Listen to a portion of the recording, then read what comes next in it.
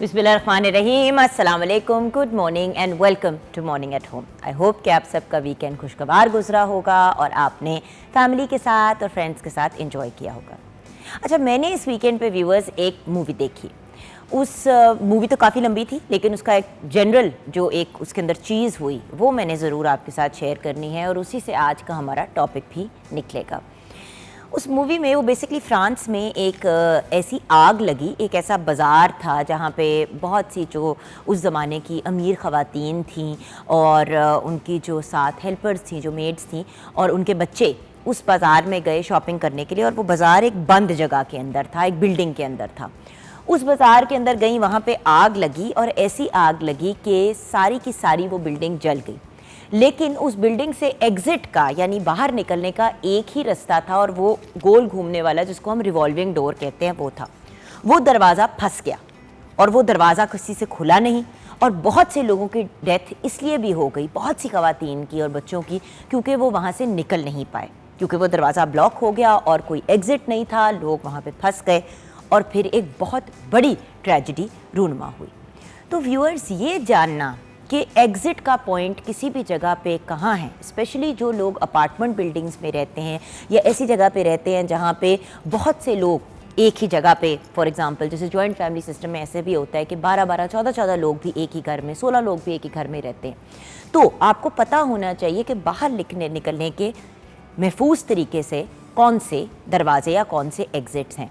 घरों में भी हम अक्सर जब घर की प्लानिंग करते हैं तो हम ये नहीं प्लान करते कि अगर खुदा न खास्ता आग लग जाए या ज़लज़ला आ जाए या फ्लडिंग हो जाए या कोई इस किस्म का मामला हो तो हमें निकलना कहाँ से चाहिए। बहुत से ऐसे वाक़यात पाकिस्तान में भी रूनुमा हुए हैं जिनके बारे में जान के इंसान बहुत ज़्यादा डिप्रेस भी होता है और अपसेट भी होता है। बहुत से वाक़यात ऐसे जहाँ पे गैस की जो है की लीकेज होनी शुरू हो गई। लोग एक कमरे में बंद सो रहे थे, उस कमरे के अंदर लीकेज होती चली गई और जब तक उन लोगों तक लोग पहुँचे तब तक उनकी डेथ हो चुकी थी, क्योंकि ऑब्वियसली सोते हुए अगर गैस की लीकेज हो तो आपको पता ही नहीं चलता और उसी तरह जो है आपकी डेथ हो जाती है। सो व्यूअर्स, एहतियात करना तो अपनी जगह इम्पॉर्टेंट है, लेकिन इमरजेंसी के केस में आपने कहाँ से निकलना है, क्या करना है, कैसे अपने आप को मैनेज करना है, ये चीज़ें बहुत ज़्यादा इम्पॉर्टेंट होती हैं। अब ज़लज़ला आता है तो सबसे इम्पॉर्टेंट चीज़ ये है कि आप घर से बाहर निकल जाएँ। लोग क्या कहते हैं कि चीज़ों के नीचे छुपना शुरू हो जाते हैं। खुदा न खास्ता अगर घर गिर जाता है तो आप चाहे कितने भी मजबूत टेबल के नीचे या सीढ़ियों के नीचे छुपे में हो, उसने गिर तो जाना है। सो ज़लज़ले की सूरत में फ़ौरन बाहर निकलें। अगर फ्लड की, यानी कि आपको सैलाब का वार्निंग दी जाती है, तो प्लीज़ टाइम से अपने आप को ऐसी जगह पे इवैक्यूएट करके पहुंचा दें जो महफूज जगह है। और ऑफ कोर्स आग लगने के केस में व्यूअर्स, कभी भी किसी जगह पे अपने आप को कि जहाँ पे आग लगी हुई हो अंदर किसी जगह पे बंद करने की कोशिश नहीं करनी। अपार्टमेंट बिल्डिंग्स में ये प्रॉब्लम बहुत ज़्यादा होती है कि क्योंकि बिल्डिंग होती है उसमें बहुत से अपार्टमेंट्स होते हैं, लोग नहीं निकल पाते क्योंकि फॉर एग्जांपल एलिवेटर में बंद हो जाते हैं, तो लोग सीढ़ियों को अवॉइड करने के डर से घरों के अंदर अपने आप को बंद कर लेते हैं। और अगर पूरी बिल्डिंग को आग लग जाए तो आपको पता है कि जानी नुकसान फिर बहुत ज़्यादा हो जाता है। देखिए व्यूअर्स, दो नुकसान होते हैं ना, एक जानी नुकसान होता है और एक माली नुकसान होता है। माली नुकसान की खैर इस पॉइंट ऑफ व्यू से है कि भाई अगर आपका सारा माल भी ज़ाया हो जाता है या नुकसान में वो जो है वो मतलब ख़त्म हो जाता है, तो आप एटलीस्ट उसको फिर से बना तो सकते हैं अगर आप ज़िंदा हैं। तो अगर आप ज़िंदा ही नहीं होंगे तो इट डज़न्ट मैटर कि आपके पास कितनी जायदाद है या आपने कितने माल को सेव कर लिया, क्योंकि at the end of the day आप मतलब जान है तो जहान है। सो सेफ्टी के साथ किस तरीके से हम बाहर निकल सकते हैं, क्या जगहें हैं, जैसे पाकिस्तान टेलीविज़न नेटवर्क है, पीटीवी के सारे जो सेंटर्स हैं वहाँ पे इमरजेंसी एग्ज़िट्स हैं जिनके थ्रू आप बाहर जा सकते हैं। और एग्ज़िट के साइन अक्सर ऊपर लिखे हुए होते हैं। सिनेमाज़ में भी अगर आप जाएं तो जिस तरह आप अभी स्क्रीन पे देख रहे हैं, एग्ज़िट के साइंस लगे हुए होते हैं, या जो एग्ज़िट होता है उसके ऊपर लिखा हुआ होता है, या फिर इस तरह का साइन इशारा कर रहा होता है कि जी इस तरफ से आप एग्ज़िट या बाहर निकल सकते हैं महफूज अंदाज में। सो व्यूअर्स, बर वक्त एग्ज़िट करना और इमरजेंसी को अंडरस्टैंड करके प्रॉपर तरीके से एक्शन लेना, ये बड़ी इंपॉर्टेंट चीज़ें हैं। घर में अगर खुदा न खास्ता आग लगी है, कंट्रोल में नहीं आ रही, तो फिर आपको ऑब्वियसली सेंसिबल काम करना है और आपने बाहर निकलना है। लेकिन सबसे पहले बच्चों को, बुज़ुर्गों को और ख़वातीन को घर से बाहर निकालें। अगर कोई चीज़ जल जाती, फॉर एग्जांपल कभी कभी ऐसा होता है सिलेंडर फट जाता है, वैसे तो हम यही कहते हैं कि जी नॉर्मल सुई गैस के ऊपर ही अपने किचन्स को चलाएं, लेकिन ऑब्वियसली इंसान डिफरेंट सर्कमस्टांसेस में होता है, कभी कभी वहाँ केसेस के कुछ इलाकों में गैस की अवेलेबिलिटी नहीं होती, इसलिए लोग सिलेंडर्स के ऊपर चला रहे होते हैं, फिर ख़ास एहतियात भी करनी चाहिए। और अगर खुदा ना खासा, और हर घर के अंदर फायर एक्सटिंग्विशर भी होना चाहिए। देखिए ये देख रहे हैं फायर एक्सटिंग्विशर एक बड़ी ही काम की और बड़ी यूज़फुल चीज़ है। और देखें, अल्लाह ना करे कि कोई चीज़ हो जाए और उसके बाद आप उस नुकसान से बचने की कोशिश करें, क्या ज़्यादा अक्लमंदी की बात ये नहीं है कि आप घर में पहले से फायर एक्सटिंग्विशर रखें। देखें, जो काम पानी नहीं कर पाता वो फायर एक्सटिंग्विशर कर देता है, और डिफरेंट किस्म के होते हैं, पाउडर वाला भी होता है, फोम वाला भी होता है, पानी वाला भी होता है, वेट केमिकल वाला भी होता है, एयर वाला भी होता है, डिपेंड करता है, right. But the fact is एक जनरल जो फायर एक्सटिंग्विशर है अगर आप अपने घर में रख लेते हैं तो अगर कहीं आग लगे या कोई ऐसा इशू हो तो फिर इंसान जो है वो एहतियात कर सकता है। लेकिन फिर एट द सेम टाइम हमें खुद भी जनरली एहतियात करनी चाहिए, जैसे कि घरों में अक्सर लोग जो हैं वो मोमबत्तियाँ, दिए वगैरह जलाते हैं और वो जले छोड़ देते हैं। ये नहीं करना। जितनी देर आप जिस स्पेस के अंदर है बेशक वहाँ पे कैंडल जलाएं, लेकिन जब आपने उठ के जाना है तो उसको बुझा के जाना है। जब उसका धुआं बिल्कुल ख़त्म हो जाए तो फिर आप प्रिज्यूम करें कि वो फिनिश हो गया है। अच्छा, एक और चीज़ जो लोग करते हैं कि गैस के हीलियम के बलून्स के साथ लोग बर्थडे केक रख देते हैं और उसको जलाते हैं। उससे भी एक्सप्लोजन हो सकती है क्योंकि वो जलने वाली चीज़ है। So you have to be very careful. अगर चले आपने केक और कैंडल्स का मामला रखा है तो आप अपने जो गुब्बारे हैं वो किसी और जगह पे लगाएं। आपने नोट किया होगा बहुत से रेस्टोरेंट्स और बहुत सी जगहों पे अब आप हीलियम के बलून्स नहीं लेके जा सकते।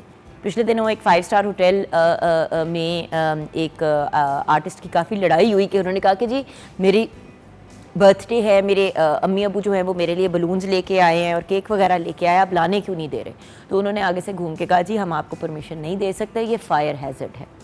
तो इन चीज़ों की हमें रिस्पेक्ट भी करनी चाहिए व्यूअर्स, और ख्याल भी रखना चाहिए, और एट द सेम टाइम अपने अंदर एक बर्दाश्त के साथ साथ सेंसिबिलिटी के साथ आगे बढ़ना चाहिए। अगर ऐसी इमरजेंसी होती है तो फ़ौरन अपने माइंड को यूज़ करें और एग्ज़िट करें, निकलें, नियरेस्ट एग्ज़िट को देखें। और अपने घर भी जब बनाएं तो सिर्फ एक अंदर बाहर का दरवाज़ा नहीं होना चाहिए, कोई और ऐसा, जैसे बहुत से लोगों ने अपने किचन के साथ एक किचन का एक दरवाज़ा बनाया होता है जिससे अंदर बाहर जा सकते हैं। कम से कम 2 एग्ज़िट पॉइंट्स तो आपके होने चाहिए, और खिड़कियां भी ऐसी हों जिनसे आप अगर निकलना हो बाहर तो आप निकल सकें।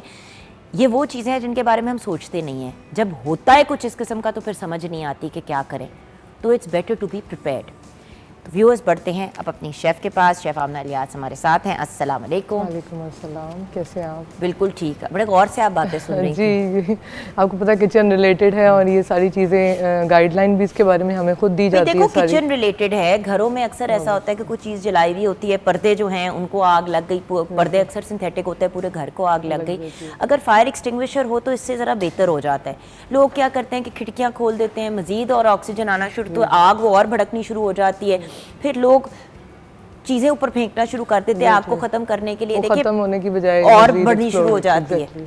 अवेयरनेस हमारे जानने वालों में किसी के घर हल्की सी आग लगी तो उन्होंने चादर उस पर फेंक दी उसको बुझाने के लिए।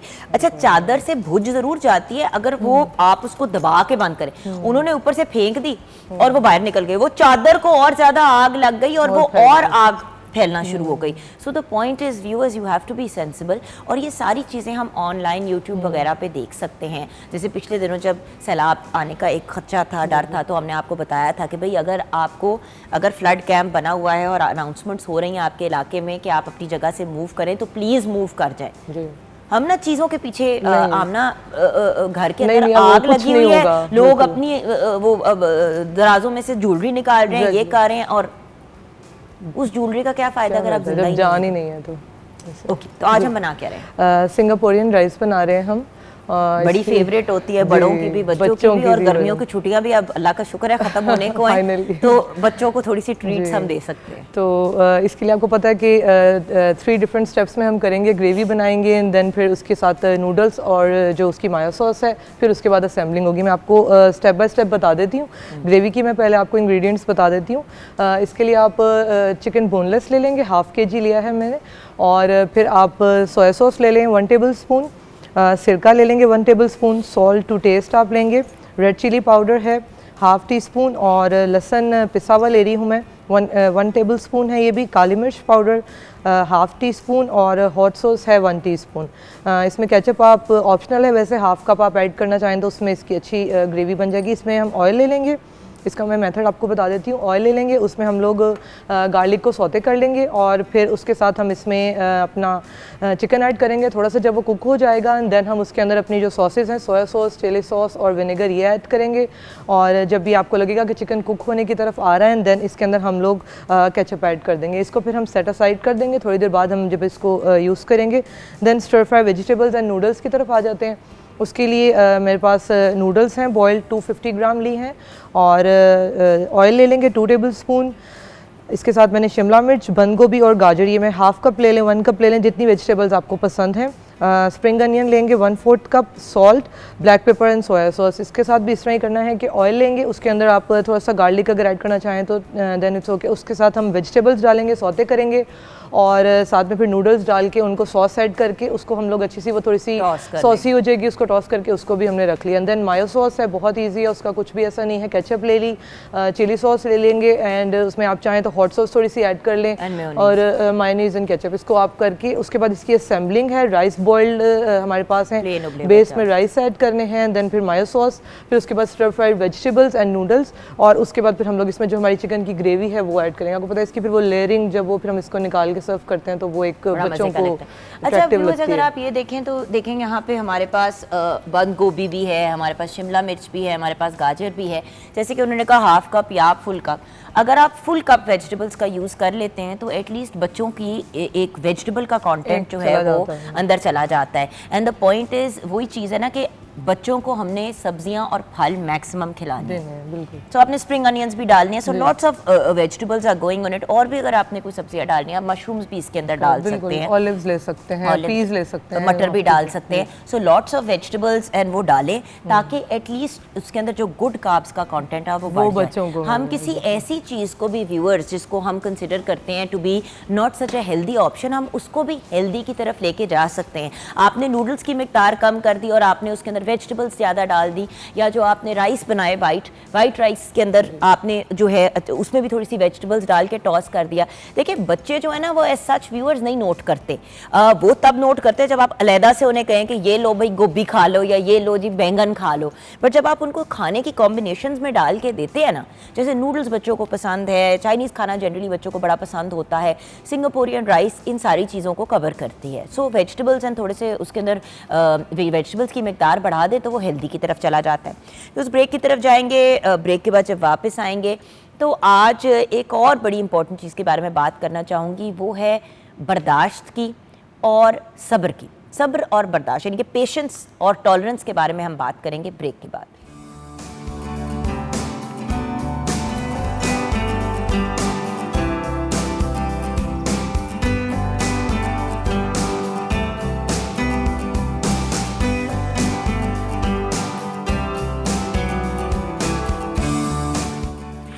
Welcome back from the break viewers.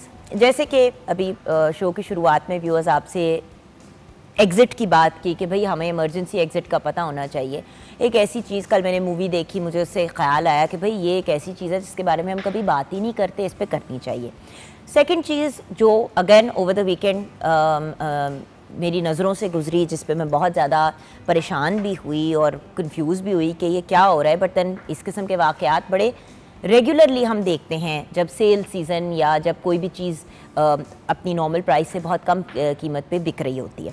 पिछले दिनों फैसलाबाद में ब्रांड ट्रेंड ये चीज़ें व्यूअर्स बिल्कुल मैटर नहीं करती। ये एक इंसिडेंट ये किसी भी दुकान में हो सकता था, तो सबसे पहले तो मैं ये बात क्लियर कर दूँ। लेकिन एक ऐसा इंसिडेंट हुआ जहाँ पे कुछ मतलब ख़वातीन के बीच में मेरे ख्याल से कुछ झगड़ा हुआ, कोई आर्ग्यूमेंट हुई दुकान के अंदर। वहाँ पे मामला ज़रा ज़्यादा गर्म हो गया। वहाँ पे फिर एक शख्स एक बंदे ने एक फैमिली के साइड के बंदे ने अपनी गन को निकाला, उसने फायरिंग करनी शुरू कर दी और लोग बहुत ज़्यादा खौफज़दा भी हुए।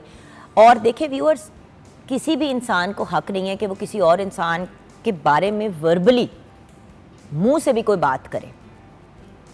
हाथ उठाना और गाली गलोच तो बहुत दूर की बात है, और फिर गन निकाल के फायरिंग करना, ये तो एक नेक्स्ट लेवल की शॉकिंग बात है।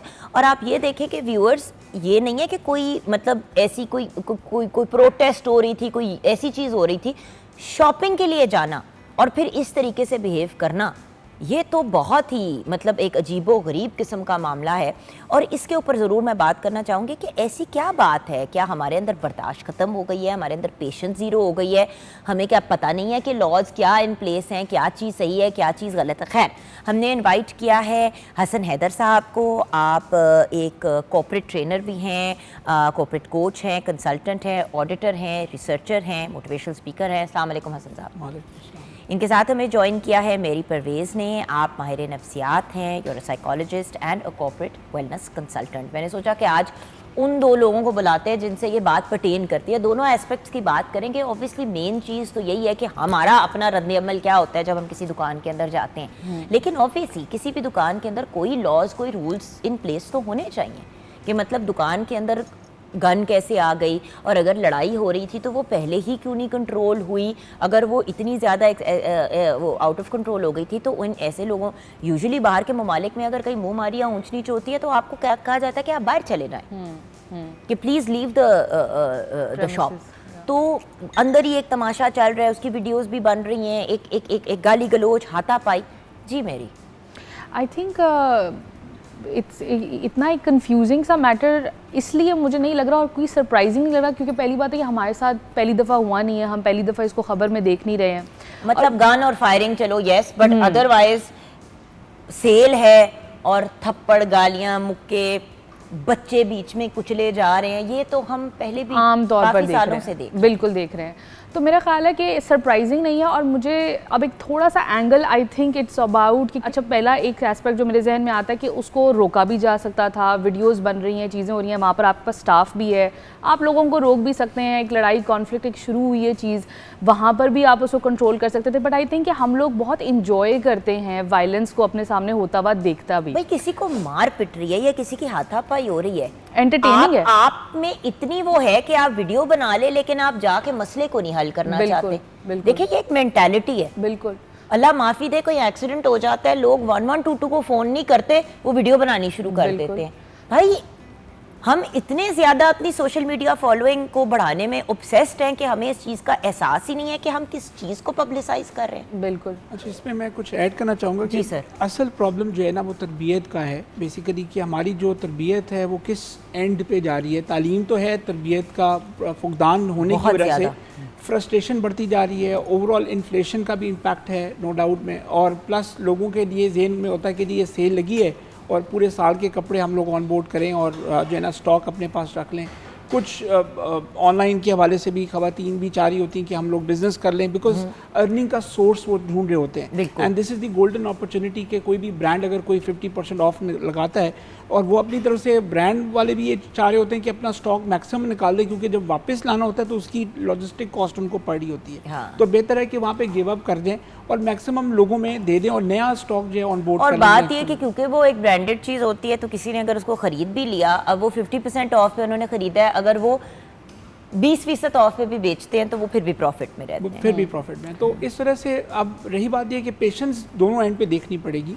एक पेशेंस जो है वो आवाम को भी दिखानी पड़ेगी कि जी ठीक है, सिर्फ यही नहीं है, और भी ब्रांड्स हैं और ब्रांड कॉशियस होना भी नहीं चाहिए। देखिए वहाँ पे पेशेंस और बर्दाश्त का एलिमेंट है, लेकिन कॉर्पोरेट एंड पे सर, दुकानों के एंड पे सिक्योरिटी मेजर्स आर इम्पोर्टेंट। हाँ, उसके अंदर जो जहाँ तक वो बेचारे क्या पेशेंस और बर्दाश्त दिखाएं, उनको ज़्यादा विजिलेंट होना पड़ेगा। उसमें एक 5S अप्रोच है जो इंटरनेशनली अगर देखा जाए तो US से स्टार्ट हुई हुई है वो अप्रोच, और इंटरनेशनली भी बहुत सारी ये सेल्स लगती हैं, बल्कि उन्होंने ब्लैक फ्राइडे के नाम पे है, क्रिसमस की सेलें आती हैं, हजार चीज़ें होती हैं उसमें। अब वो ब्लैक फ्राइडे जो है वो बेसिकली, अब हम तो ब्लेस्ड फ्राइडे कहते हैं क्योंकि उन्होंने ब्लैक फ्राइडे निकाला और उससे डेथ टोल काफ़ी बढ़ गया था। तकरीबन 200, 300 बंदा वहाँ पे बाकायदा डेथ टोल रिकॉर्डेड है, कुछ ले जाते थे। और अब जो है वो डायनामिक्स चेंज हुए, उन्होंने सारा कुछ कंट्रोल किया, और उसको हमने टेक्निकों का 5S के हवाले से 5S बेसिकली कि सर्च करना बहुत ज़रूरी है, पहला स्टेप होना बहुत ज़रूरी है। अब वेपन जाता ही नहीं अगर सर्चिंग प्रॉपर तरीके से होती।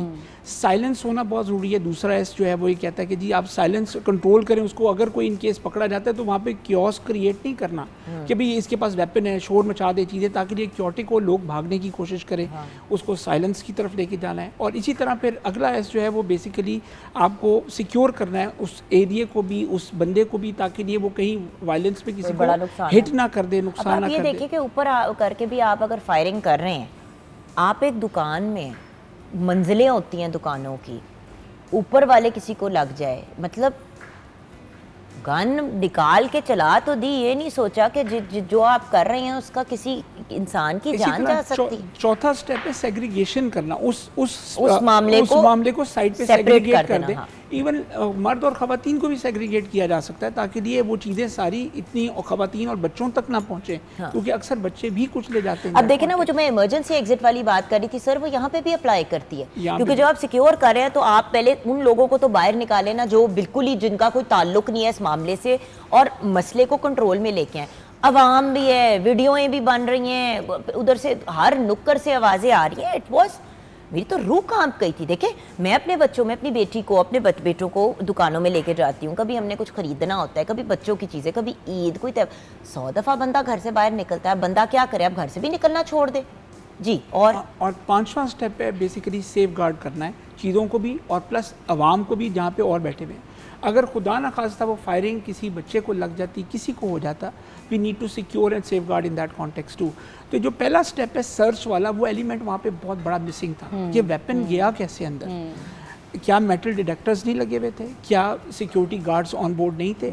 अच्छा, अब इस सारे सिनेरियो से पहले भी एक लेआउट प्लानिंग भी होती है बाकायदा, जो उनको प्रायर प्लान करना चाहिए, और रिस्पेक्टिव थाने को भी इन्फॉर्म करना चाहिए कि जी हमारी इस तरह सेल आ रही है और क्राउड ने आना है। तो ये क्राउड मैनेजमेंट जो है वो पूरा एक मैथडोलॉजी है जो इंटरनेशनली यूज़ होती है, और उसी का ये 5S एक हिस्सा मैंने आपको बताया, जिसके 5 सर, लेकिन मेरा पॉइंट पता है क्या है, आपकी अपनी सिक्योरिटी का सिस्टम एयर टाइट होना चाहिए। देखिए, आपने बता दिया थाने में कि जी हम सेल करने लगे हैं, ओके फाइन, आप जब तक कॉल करेंगे वो आप तक पहुंचेंगे। अगर 10 मिनट भी लगते हैं उसमें 100 चीज़ें हो सकती हैं।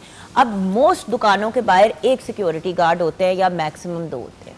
मोस्ट बड़ी दुकानों के बाहर 2 होते हैं। अगर 15 लोगों के बीच में मुंह मारी चल रही है, 6 एक साइड पे, 9 एक साइड पे, तो मुझे बताएं कि वो बेचारे 2 गार्ड करेंगे क्या? ऐसे। सो देखिए व्यूअर्स, ये वाली एक इम्पॉर्टेंट चीज़ है कि जब भी आप किसी ऐसी जगह पे, किसी भी स्टोर में जाएं, इस चीज़ का ख़ास ख्याल करें कि वहाँ पे क्या सिक्योरिटी के सारे इक़दाम लिए हुए हैं। वरना ऑनलाइन शॉपिंग तो इंसान कर ही सकता है ना, अंदर जाके लेने का यस अपनी एक एक्साइटमेंट, एक अपनी इंजॉय करने वाला एलिमेंट होता है, लेकिन इंसानों की कोई गारंटी नहीं है। और दूसरा, I think if I could make a point here, मुझे लगता है कि हम, ठीक है, कॉर्पोरेट की रिस्पॉन्सिबिलिटी है, सिक्योरिटी होना भी बहुत ज़रूरी है, लेकिन एक एज एन इंडिविजुअल मेरी क्या रिस्पॉन्सिबिलिटी है कि जब मैं एक दुकान में जाऊँ और मुझे अगर लग रहा है, मेरी एक डेस्परेशन है कि यार अभी 40% सेल लगी हुई है, और या 20% सेल लगी हुई है, ये मुझे दोबारा प्रोडक्ट नहीं मिलेगा, या मुझे अगले सीज़न के लिए प्रिपेयर करना है, मैंने अपने रिश्तेदारों के लिए लेना है, या जैसे बिजनेसेस के लिए लेना है। बहुत से लोग बर्थडेज के लिए खरीद लेते हैं ना, कि हमारे आगे 10 रिश्तेदारों की सालगिरह है। अब मेरा भी ये होता है कि मैं जब ऑनलाइन चीज़ें ले रही होती हूँ, मामा, आपा, 6-7 और लोगों की भी ले लेती हूँ, कि मुझे कहते होता है कि चलो भाई एक ही जगह से एक कर ही रहे हैं तो सारी चीज़ें ले लेते हैं। श्योर। बट वही वाली चीज़ है ना कि फिजिकली मैं क्यों नहीं दुकानों में अब अवॉइड करती हूँ जाना, स्पेशली सेल सीजन में। ईद अगर आ रही होगी, मैं 2 हफ्ते पहले जाके कपड़े ले लूंगी बच्चों के, मैं नहीं वेट करती लास्ट 2-3 तो दैट मीन्स कि आप रिस्पॉन्सिबली सोच कर आप प्रोएक्टिवली एक एक्शन ले लेते हैं कि यार ये आइंदा आगे टाइम में ये मसला हो जाएगा, तो इसे मैं पहले लास्ट मिनट तक वेट ना करूं। बच्चों को शॉपिंग के लिए लेके जाते हैं ईद पे, और बच्चे बेचारे कुछ ले जाते हैं। प्रोएक्टिव अप्रोच है beforehand you are doing all these things. But sir वही वाली बात है ना कि देखिए, आपने अगर चीज़ कोई खरीदनी है और आपको पता है कि वो आपके पास एक्सेसिबल है, आप उसको ऑनलाइन ले सकते हैं, अव्वल तो ऑनलाइन ले लें। बात ही होती है हमें फॉरेन चीज़ चाहिए होती है ना, हम जाएं उसको फॉरेन पकड़ लें। लेकिन मुझे जिस चीज़ से इशू होता है वो ये होता है कि जितना खचाखच, देखिए दुकान के लिए तो फ़ायदे की बात है कि खचाखच रश था, ताकि उसकी रील्स बन सकें और स्टोरीज बन सकें कि भाई बहुत रश था। लेकिन हमें एज इंडिविजुअल्स भी सोचना चाहिए कि भाई क्या ये चीज़ हमारे लिए इतनी ज़रूरी है कि हम जाके अपना कीमा निकलवा लें? एक चीज़ इसमें मैं चाहूँगा कि सोसाइटी के अंदर हमें ब्रांड कॉशियस जितने होते जा रहे हैं हम लोग कि एक दूसरे के ऊपर, उसको हमें थोड़ा सा मिटिगेट करना पड़ेगा, क्योंकि इतना ज़्यादा ब्रांड कॉशियस होता जा रहे हैं इंडिविजुअल्स कि जिसके अंदर वो चाहे वो जो भी हालात हों कि मुझे वही ब्रांड चाहिए और हर सूरत वही लेके आना है। मतलब ये सोच जो है ना वो प्रॉब्लमेटिक होती चली जा रही है इस और सर आई थिंक उसके अलावा एक और जो बहुत बड़ा एलिमेंट है वो ये है कि हमारा socially speaking we have a mistrust. आपने कहा ना कि लोग इतने डेस्परेट और इतना ग्रीडी और क्यों इस तरह से रिएक्ट कर रहे हैं, हमें एक मिसट्रस्ट है कि ये चीज़ शायद आज नहीं मिलेगी, फिर उसके अलावा हमारा जो कॉन्सिक्वेंस है उसका भी हमें कोई अंदाज़ा नहीं है। अब ये इतना बड़ा जो वाक़या है, अगर अब वही बात है कि हम उसको कंसिडर भी नहीं करते, बड़ा लड़ाई हो गई, लोगों ने बंदूकें निकाल ली, इसमें क्या बड़ी बात हो गई। हमारे व्यूअर्स को कहना चाहूँगी कि अगर आप भी कोई लाइव कॉल पे हमारे पास आना चाहते हैं, अपनी भी कोई बात शेयर करना चाहते हैं तो ज़रूर करें। मेरे साथ तो ये हो चुका है। आई रिमेंबर मैं एक दफ़ा लिबर्टी मार्केट में काफ़ी छोटी थी तो मामा के साथ गई, हाथ उनका पकड़ा हुआ था, ये वो एकदम से उनसे हाथ छूट गया क्योंकि ईद से कुछ दिन पहले थे, आई थिंक कुछ 4 दिन पहले या 5 दिन पहले। तो चूड़ियाँ और ये वो मामा मुझे और मेरी बहन को लेके गए लेने के लिए। आई नेवर फॉरगेट, वहाँ पे एक खातून 2 खवातीन की चूड़ियों पे लड़ाई हो गई। उफ, मैं सर आपको बता नहीं सकती, मुझे वो खींचा तानी नहीं भूलती, और वो एक खातून अगली को थप्पड़े लगाए और वो आगे से उसको धक्के मारे। अच्छा, साइड पे खवातीन भी देख रही हैं, मर्द भी देख रहे हैं। उस वक्त इतना वीडियोस वाला सिलसिला नहीं था, उस वक्त इतना मतलब वीडियो ये वो वाली चीज़ नहीं थी। आई वाज क्वाइट यंग, सो मतलब I am talking about when I was about 7-8 years old, 8 साल की होंगी। और मुझे वो वाकया ही नहीं भूलता। उसके बाद आपको पता है कोई 10-15 साल में लिबर्टी गई नहीं, क्योंकि मैं ट्रॉमेटाइज हो गई थी। फियर, थप्पड़े वो चूड़ियों पे, मुझे आज भी याद है, वो ऑरेंज और मेरून कलर की एक सेट बना हुआ था, वो खींचे के मेरे सूट के साथ जा रहे हैं, वो खींचे के मेरे सूट, और थप्पड़े और गंदी गालियां, और मैं शक्लें, और मैं इतनी सी मुझे याद है देख रही थी, मैंने कहा कौन लोग हैं। अच्छा, मुझे लगता है तो ये कोई आज की बात नहीं है कि ये हो रहा है, बट मेरा दिमाग सिर्फ ये एक ही सवाल कि वो क्या मौका था जब आपने सोचा कि ये चूड़ी मैंने लेनी है, दूसरे ने सोचा मैंने लेनी है, और अगर एक ने छीन लिया आपके हाथ से तो क्यों आपको महसूस हुआ कि अब मैं धक्के थप्पड़े मुक्के के ऊपर आऊं। और दुकानदार, मुझे याद है, उसने दोनों को ही नहीं दी, और आप सोचें उन्होंने कहा बीबी आप लोग दोनों जाओ, उससे उनके हाथ से ले ली और उसने कहा आप जाए, मैंने किसी को भी नहीं बेची। और आप सोचें कि जो सोशल एम्बैरेसमेंट है उसका भी किसी को कोई ख्याल नहीं है कि मेरी शर्मिंदगी की बात है कि मैं लोगों के सामने इस तरह से बिहेव कर रही हूँ। और आपको ये बात, मेरा ख्याल है आप दोनों एग्री करेंगे कि हम वायलेंस और हम जो पावर को एग्जर्ट करना है, स्पेशली फिजिकल, हम उसके अंदर प्राइड भी लेते हैं। हम कहते हैं आज मैं ये काम करके आया। भाई कानून तोड़ना है, और किसी के साथ गाली गलौज, बदतमीजी, हाथापाई, खींचातानी कानून के खिलाफ है। आप अपने मुल्क का लॉ तोड़ रहे हैं, आप उस इलाके का लॉ नहीं तोड़ रहे, you are breaking the law. जी सर, इसमें ये बात सारी एंगर से स्टार्ट होती है। जब ये एंगर और एग्रेशन आता है तो उसके बाद आपके हाथ भी उठ रहे हैं, उसके बाद वेपन भी चल रहा है, चीज़ें तो स्टार्ट हो रहे हैं एंगर से। और इस्लामिक पॉइंट ऑफ व्यू से अगर हम अपनी प्रीचिंग देखते हैं और as a Muslim, as a true Muslim, practicing Muslim अगर हम बात करें तो कुरान में क्लियर कट 2 चीज़ें हराम दे दी गई हैं। एक शराब जो अल्कोहल है, और दूसरा गुस्सा भी हराम कहा गया है। वो क्यों कहा गया हराम? इसी वजह से कि हम लोगों के अपने होश गवा बैठते हैं, अपनी तरबियत को भूल जाते हैं, अपने अंदर एक ऐसी नेगेटिव एनर्जीज़ क्रिएट कर देते हैं जिससे जो है वो मारधाड़ स्टार्ट हो जाती है।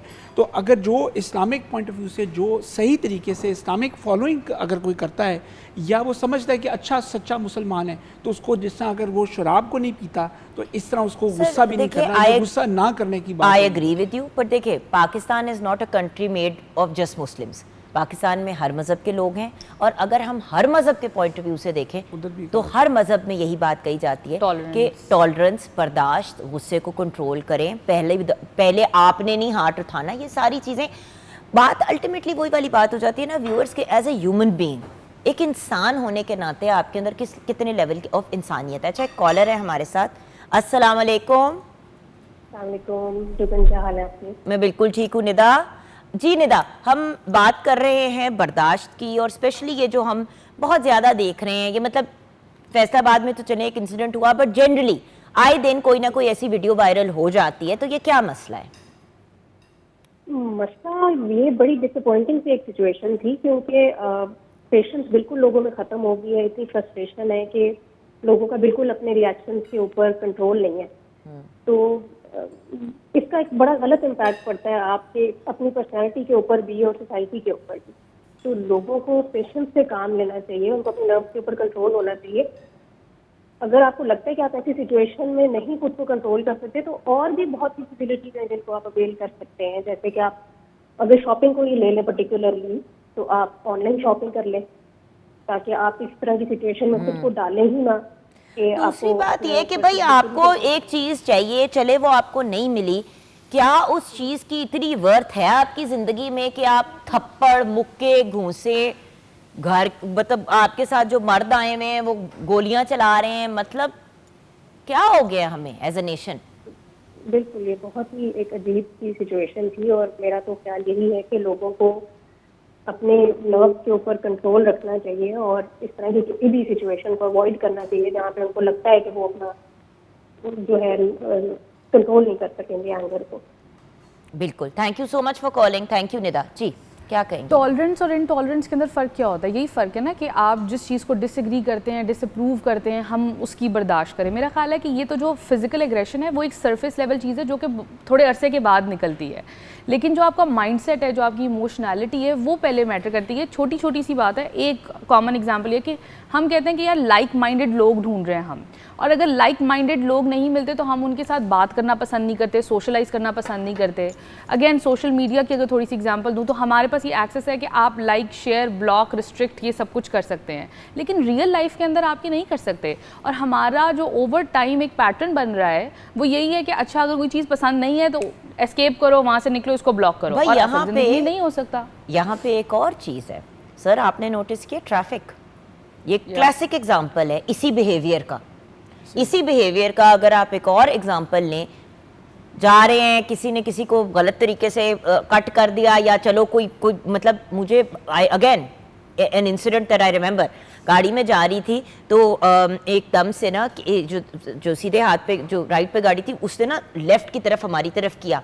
खैर और भी काफ़ी रश था तो वो काफ़ी स्क्रीचे स्क्रूचे और गाड़ी रुक।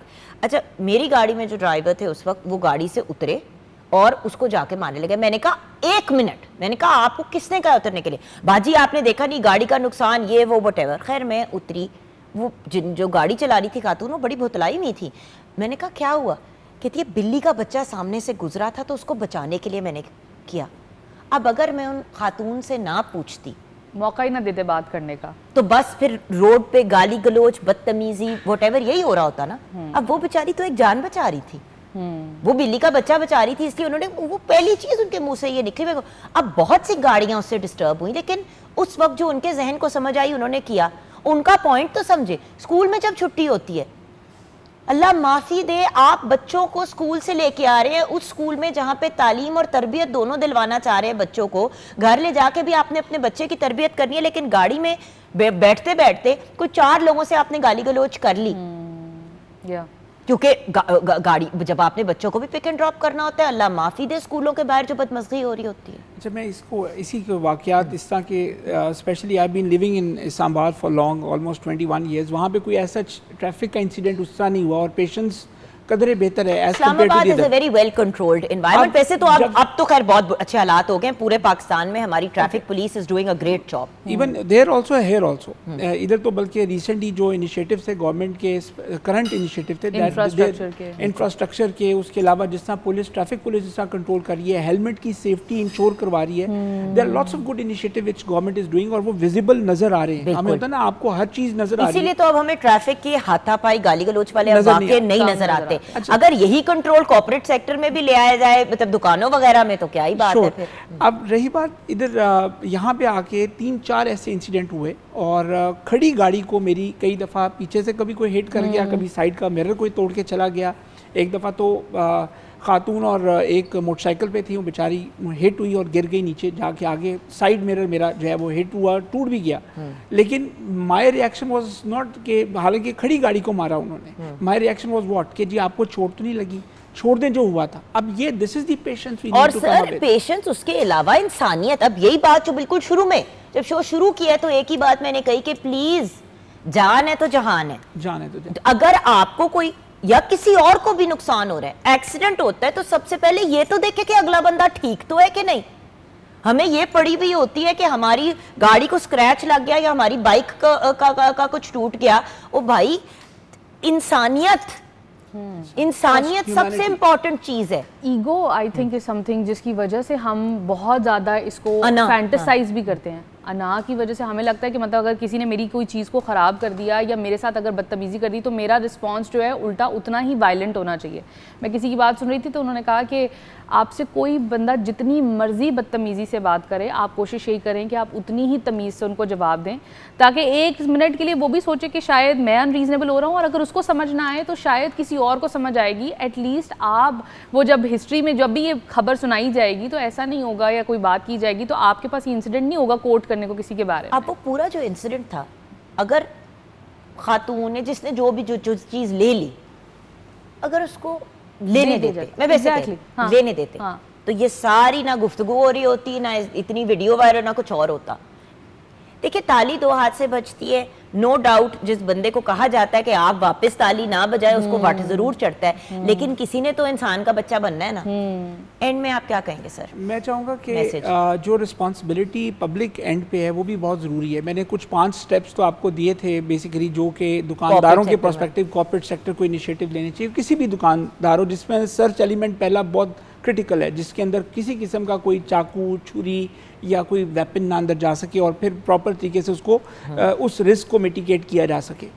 उससे पहले जो हमारी और जिम्मेदारी है वो एक पब्लिक की जिम्मेदारी है। एक तो हमें ब्रांड कॉशियस होना जो है उसके अंदर थोड़ा सा वो कि मैं अगर ये थोड़ा हाथ हौला रखे, और इससे ब्रांड से सब कुछ नहीं हो जाना, ये चीज़ें यहीं पर रहनी। जो कफन हम लोग पहन रहे हैं ना, वो किसी ब्रांड का नहीं होगा, उस कफन के ऊपर किसी का नाम नहीं लिखा होगा, उसके अंदर कोई जेब नहीं होगी। जब हमने लेटना है तो वो उस कफन में लेटना है जो एक सफ़ेद रंग का कफन होगा, और उसके अंदर कोई सिलाई भी नहीं होगी।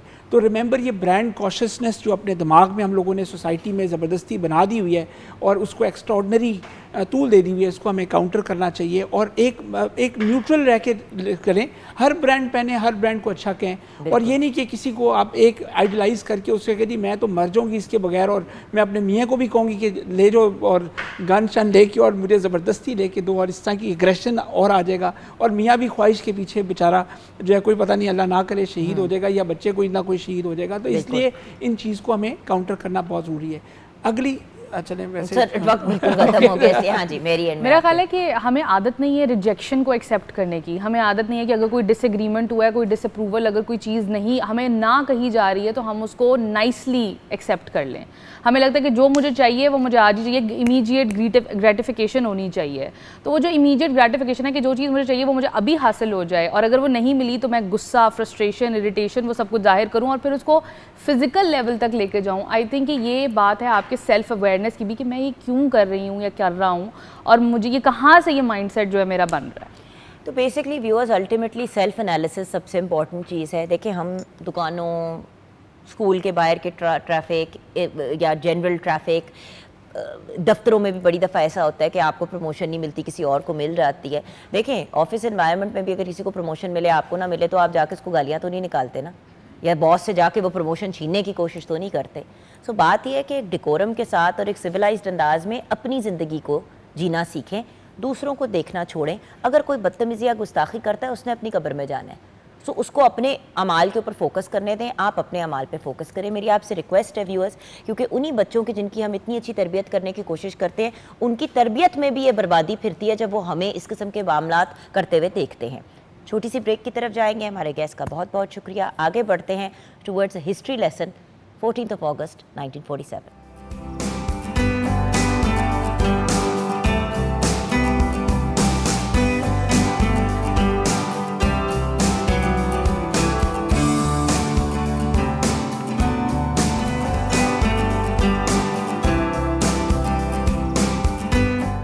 Welcome back from the break viewers. वक्त हो गया है हमारे हिस्ट्री लेसन का। पाकिस्तान की हिस्ट्री पे हम डेली सेगमेंट कर रहे हैं टिल द 14 अगस्त इंशाल्लाह। हमें ज्वाइन किया है बहुत ही brilliant professor doctor Mohammad Iqbal Chawla ने। आप former dean arts and humanities at Punjab university रह चुके हैं। Also he is a brilliant author. उनकी किताब Wavell and the dying days of the Raj को वेरियस डिफरेंट अवार्ड से भी नवाजा गया। अस्सलाम वालेकुम डॉक्टर। वालेकुम सलाम। अच्छा डॉक्टर साहब, आज ना मैं चाहती हूँ कि हम बात करें कायद आज़म मोहम्मद अली जिन्ना की शमूलियत इनटू द मुस्लिम लीग। अच्छा डॉक्टर साहब, विजन, ड्रीम सारा कुछ अपनी जगह, लेकिन 1906 में मुस्लिम लीग के मिंटू बीइंग, लेकिन हमारे कायद ने मुस्लिम लीग को ज्वाइन किया 1913 में, 1913 में। ये जो 7 इयर्स का एक गैप आया, वाई? कुछ हमें अगर हिस्ट्री लेसन दें 1909 से। बड़ा अच्छा सवाल है और ये जानन बनता भी है।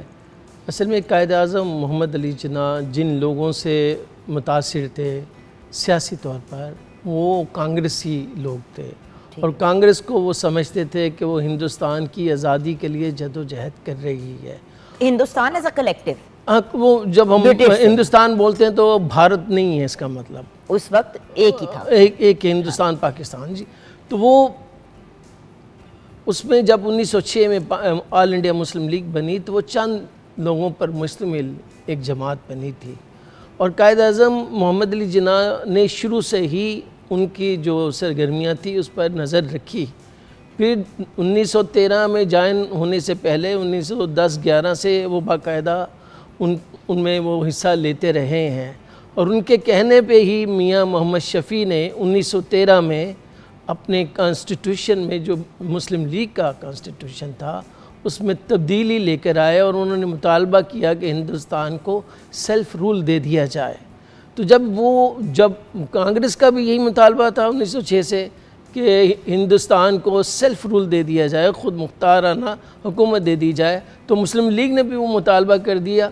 तो जिन्ना के लिए एक मौका मिल गया कि वो शामिल हो जाए बाकायदा तौर पर, और ये जंग अज़ीम अव्वल का आगाज़ भी हो रहा था। तो ज़रूरत भी इस चीज़ की थी कि बड़े लीडर जो हैं वो इसमें शामिल हो, और जिन्ना उसमें ज़ाहिरा मुसलमान होने के नाते उनको ज़ाहिरा मुस्लिम लीग से एक लगाव तो था, मगर उसका एहसास कांग्रेस ने उन्हें ख़ुद भी दिलाया।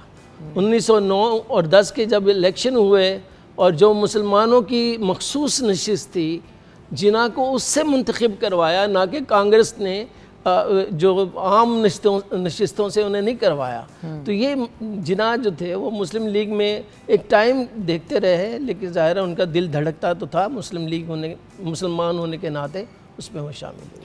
तो सर मुस्लिम लीग के दूसरे सदर बनने से पहले कायद आज़म ने किस तरह इस पार्टी को नई राह दिखाई? जैसे मैंने अर्ज़ किया, मतलब वो ट्रेजेक्ट्री क्या थी?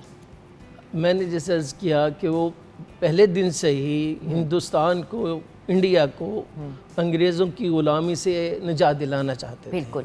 और वो समझते थे कि कांग्रेस इसके लिए अहम पार्टी है, बड़ी पार्टी है। बिल्कुल ठीक है। और उसमें वो शामिल हो गए। जब मुस्लिम लीग ने उनके कहने पे ये जो सेल्फ़ रूल का डिमांड है 1906 में जब बनी, तो मुस्लिम लीग ने ये डिमांड नहीं की थी, ना उनको ये शायद अगराज था, पूरी तरह उनको पता था, मगर इदराक होने के बावजूद उन्होंने मुतालबा नहीं किया। उनका मेन मुतालबा सेपरेट इलेक्ट्रेट का ही था। तो जिन्ना ने जब देखा कि इन्होंने सेल्फ़ रूल का भी मुतालबा कर दिया, लेकिन उस सेल्फ़ रूल में सूटेबल टू मुस्लिम भी लिखा गया, ऐसा निज़ाम जहाँ पर मुसलमानों की भी मुनासिब नुमाइंदगी मिले, वो हमें ज़िम्मेदाराना हुकूमत चाहिए। तो जब मिला तो फिर जिन्ना जो थे, और उनके लिए क्वेश्चन था, फर्स्ट वर्ल्ड वार हो रही थी, इसीलिए बाद अज़ा उन्होंने लखनऊ पैक्ट बनाया। ठीक है। कांग्रेस और मुस्लिम लीग के दरमियान ब्रिज का रोल अदा किया, जिसकी वजह से उन्हें फिर ambassador of Hindu Muslim unity भी कहा गया। अच्छा, उधर से फिर क्या हुआ सर? यानी एक लखनऊ पैक्ट ऐसा पैक्ट है जिसमें कांग्रेस ने मुसलमानों को एक अलहदा कौम मान लिया गया, मुस्लिम लीग को मुसलमानों की नुमाइंदा जमात मान लिया गया। ये वाहिद टाइम था ना जब ये लोग माने थे, उसके बाद फिर कुछ भी कभी भी नहीं माने। बिल्कुल, उसके बाद तो एक्नॉलेज करने के लिए तैयार ही नहीं थे। ये वाहिद टाइम था, ये वाहिद पहली और आखिरी शायद उन्होंने ब्लंडर की सर। लेकिन वहाँ पे पॉजिटिव रोल कांग्रेस के एंड से किसका था जो ये बात मानने की तरफ वो आए? गोपाल कृष्ण गोखले, उनका बड़ा अहम रोल था। वो बड़े करीब भी थे, जिन्ना से बड़ी मोहब्बत करते थे और वो अंडरस्टैंड करते थे कि आप शायद साथ रहना मुश्किल है। मिसेस एनी बेसेंट थी और भी कई लोग थे। और उस वक्त चूँकि फर्स्ट वर्ल्ड वार चल रही थी, मुसलमानों को ऑटोमन एम्पायर की वजह से बहुत सारी रिजर्वेशन थी और तहरीक खिलाफत का आगाज़ हुआ चाहता था, और इसको बाज़ लोग जो थे वो कैश भी करना चाहते थे। गांधी जी भी साउथ अफ्रीका से 1915 में हिंदुस्तान आ गए थे और जिन्ना के वो बड़े करीब थे। तो ये सब का एक ही ख्याल था कि दोनों पार्टियां मुश्तरका तौर पर अंग्रेज़ों पर दबाव डालें और होम रूल की तरफ चल जाएं, यानी पूरे इंडिया को ख़ुद मुख्ताराना ज़िम्मेदाराना हुकूमत मिल जाए पूरे हिंदुस्तान को। पहले तो सिर्फ अभी सेल्फ रूल बुनियादी चीज़ें मांग रहे थे, अब के उन्होंने बड़ी चीज़ें मांगना शुरू कर दी लखनऊ पैक्ट के ने, और फिर उसके साथ फ़ौरन उन्होंने होम रूल लीग बनाई, उसके साथ ही तहरीक शुरू कर दी। उस तहरीक का नतीजा ये जो जलियांवाला बाग का सानिया हुआ, फिर उसकी तहरीक को कुचलने के लिए रॉलेट एक्ट भी लेकर आए। बिल्कुल। हाँ, तो ये कायद-ए-आज़म मोहम्मद अली जिन्ना ने रॉलेट एक्ट के तहत रिज़ाइन किया। पहले हिंदुस्तानी थे इम्पीरियल लेजिस्लेटिव काउंसिल से जिन्होंने रिज़ाइन किया, सही। और 3 लोगों ने रिज़ाइन किया जब रॉलेट एक्ट पास हुआ, उनमें 2 मुसलमान थे और 1 हिंदू। तो आप अंदाज़ा लगा सकते हैं कि उस वक़्त मुसलमान कितने नेशनलिस्ट थे और बाकी कौमें कितनी नेशनलिस्ट थी। अच्छा सर, 1940 में लाहौर में कौन सी इम्पोर्टेंट कॉन्फ्रेंस का कायद हिस्सा बने थे जिसमें पाकिस्तान की ओपनली डिमांड पेश की गई थी? जिसे हम करारदाद लाहौर कहते हैं, यहीं मंटो पार्क में 22 से लेकर 24 तक मार्च में इजलास हुआ, और ज़ाहिर है वो बहुत इम्पॉर्टेंट इजलास था। इससे पहले ये था कि कायद-ए-आज़म मोहम्मद अली जिन्ना की 1939 तक कोशिश ये थी कि मुत्तहिदा हिंदुस्तान रहे और मुत्तहिदा हिंदुस्तान में मुसलमानों को उनके जायज़ हकूक़ मिले। मगर जब कांग्रेसी वजारतें आई 37 to 39, उसमें जो सूबों में जिस तरह की हुक्मरानी की कांग्रेस ने, तो जिन्ना ने ओपनली उन्होंने कहा कि ये राम राज लाने की कोशिश है।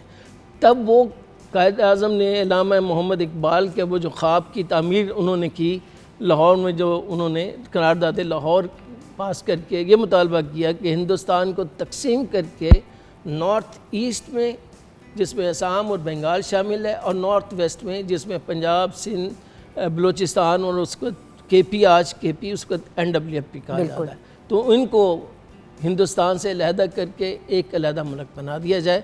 तो ये उन्होंने फिर करारदाद में तकरीर करते हुए 2 कौमी नज़रिया बयान किया। ये बताया कि हम टू नेशन थ्योरी, हम अलहदा कौम कैसे हैं, और अलहदा कौम होने के नाते हमें ये हक हासिल है कि हम सूबों में अक्सरियत में हैं, हम अपना अलहदा मुल्क चाहते हैं। अच्छा सर, कायद-ए-आज़म मोहम्मद अली जिन्ना के सियासी सफ़र में आपने मुसलमानों की, स्पेशली यूथ की तालीम और तरबियत दोनों के ऊपर फोकस किया। इस पे मैं इसलिए बात करना चाहती हूँ क्योंकि अभी हम ब्रेक से पहले ये बात कर रहे थे कि हम बच्चों की तरबियत की बात करते हैं। अभी तो हम बहुत से ऐसे एडल्ट्स हैं हमारे मुल्क के अंदर जिनको तरबियत की ज़रूरत है, तो बच्चों की तरबियत तो एक सेकेंडरी बात हो जाती है।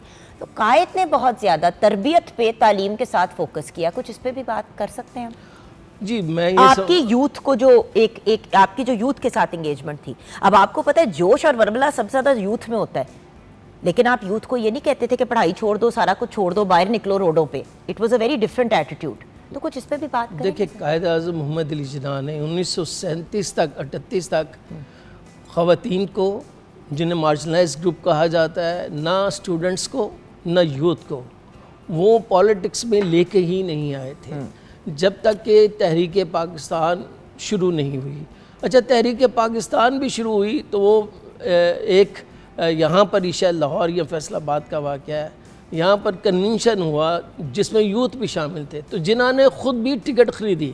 बिल्कुल। अच्छा, वो एक हर बात पे यूथ को डिसिप्लिन की और मैं फेथ की और इन चीज़ों की वो तलकीन करते थे, और उनके सामने किसी की जुर्रत भी नहीं थी। इसी का नतीजा ये है कि जो यूथ था उस वक्त, जिन्हें हम स्टूडेंट कहते हैं या आम लोग जो थे, वो डिसिप्लिन रहे तो पाकिस्तान का केस जीता गया। बिल्कुल। बाद अज़ा हम ये डिसिप्लिन जो हमारा था और ये जो हमारे अंदर इंटॉलरेंस आई है, ये मैं आपसे अर्ज़ करूँ, ये मेरा ख़्याल है फिनोमेना है अमेरिका के अफ़गानिस्तान जाने के बाद, और ख़ासकर 9/11 के बाद जो एक सूरत हाल बनी, इंटॉलरेंस हुई और फिर वायलेंस आया, और आजकल जो यूथ में सोशल मीडिया का अननेसेसरी यूज़ जो है, वो मेरा ख़्याल है इंटॉलरेंस की शिद्दत जो है वो बढ़ गई है। इसको कंट्रोल करना, जो आपने यूथ में कहा, वो यूथ को ज़ाहिर है कि सबक ही यही दिया जाता है कि आपने एहतजाज करना है, और भाई एहतजाज कीजिए लेकिन अपने जो फ़राइज़ हैं वो भी अदा कीजिए। लेकिन एक डिकोरम होता है, एक लॉ ऑफ द लैंड होता है, उन चीज़ों की रिस्पेक्ट करना बहुत ज़रूरी है। क्योंकि देखिए सर, अफसोस इस बात का होता है कि आज भी मैं देखती हूँ कि वेस्टर्न वर्ल्ड में कूड़ा नहीं फेंकते लोग ज़मीन पे। बहुत से ऐसे असूल हैं जो पाकिस्तान में बड़ी इजीली लोग ब्रेक कर देते, जो बाहर नहीं करते, क्योंकि बाहर के मुल्क जाके हमारा एटीट्यूड ही चेंज हो जाता है। भाई हम एक न्यू नेशन है, हम एक डेवलपिंग नेशन है, अगर हम उसकी डेवलपमेंट में अपना हिस्सा नहीं डालेंगे। अब मैं सर डेली एक्सरसाइज करती हूँ, कभी मैं बाहर वॉक के लिए, रनिंग के लिए निकल जाती हूँ। मैं जब भी बाहर निकलती हूँ सर, आपको पता है मैं अपने बैकपैक अब साथ लेके जाती हूँ और उसमें प्लास्टिक का थैला रखती हूँ और रोड से कूड़ा ही उठाती रहती हूँ मैं। इतना मुझे अफसोस होता है। ये हमारे कायद का पाकिस्तान था जिसका हम लोग अपने हाथों से बेड़ा गर्क कर रहे हैं। भाई हर सिटीजन तो अपना रोल अदा करे। कायद यही कहते थे कि हर बंदा अपना रोल अदा करे, अपना किरदार अदा करे। हम अपना किरदार तो अदा ही नहीं करना चाहते, हमने दूसरों को बताना है कि वो अपना काम कैसे करें। नहीं, असल में जो अब के मैं समझता हूँ जो किरदार आ गया है, जो लीडरशिप, पॉलिटिकल लीडरशिप है और उलमाए दीन है, उलमाए दीन में भी मौलवी ज़्यादा है, वहाँ मस्जिद, उनका जो किरदार आ गया वो तज़ादात से भरपूर है। और बच्चे तज़ादात को नोट करके बजाय इसके कि अच्छी चीज़ को अपनाएं, वो मनफी चीज़ को ज़्यादा अपना बड़ा उससे। असल में हमारे यहाँ जो पहले हीरो हुआ करता था, अब विलन हीरो बन गया है। ये जिसकी वजह जो आपने बताया ना, हम कीड़े निकालने की कोशिश में लगे हुए हैं, कीड़े जो वो चीज़ें उठाने की कोशिश में नहीं कि हम अपना गंद साफ़ करें। अच्छा, जब हम अपना इंडिविजुअली गंद साफ़ करते हैं तो कलेक्टिवली साफ़ सुथरे और निखरे नज़र आते हैं। और अगर हम इसको टेक्निकल पॉइंट ऑफ व्यू से बात करें, हम रोड पे खड़े होकर कह रहे हैं इतना गंद पड़ा हुआ है, लेकिन अपना घर कूड़े से भरा हुआ है। अपना गिरेबान झांक लें तो अपनी ज़ात को सीधा करते करते ज़िंदगी निकल जाएगी। अच्छा सर, एक पॉइंट जो मैंने बड़ा इंपॉर्टेंट आपसे पूछना है, बचपन से मुझे कभी नहीं समझ आई।